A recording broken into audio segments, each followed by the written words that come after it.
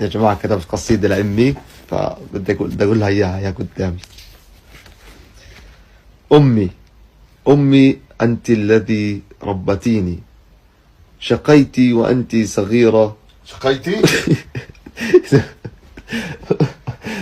يلا يلا معلش فوت.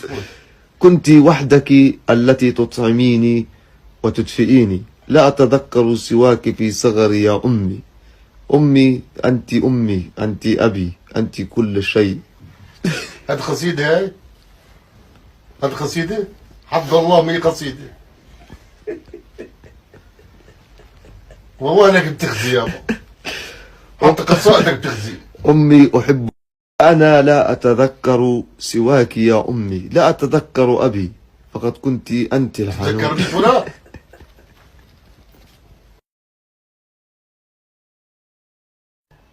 ماما يا ماما.